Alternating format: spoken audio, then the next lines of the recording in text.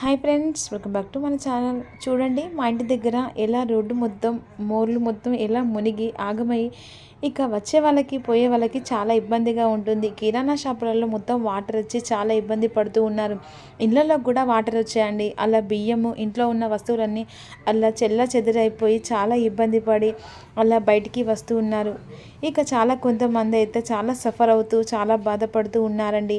బయటికి వెళ్ళాలంటే చాలా ఇబ్బందిగా అనిపిస్తుంది. మళ్ళీ షాపులో కూడా కరెక్ట్గా మనకి ఏది అందుబాటులో సరుకులు దొరకటం లేదు. చాలా ఇబ్బంది ఇంట్లో వాళ్ళందరూ ఇలా పడుతున్నారండి. ఇంట్లో నుంచి మాత్రం బయటికి ఎవరు రావట్లేదు.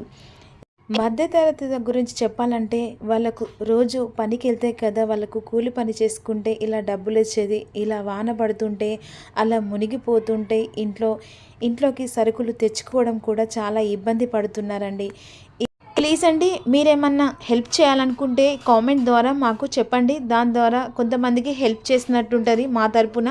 ప్లీజ్ రిక్వెస్ట్ చెప్తున్నానండి. ఏమనుకుంటున్నారో తెలియట్లేదు, బట్ మీరేమన్నా అనుకునేది ఉంటే కామెంట్ ద్వారా మాకు తెలియజేయాలని నేను మనస్ఫూర్తిగా కోరుకుంటున్నాను. Please subscribe, please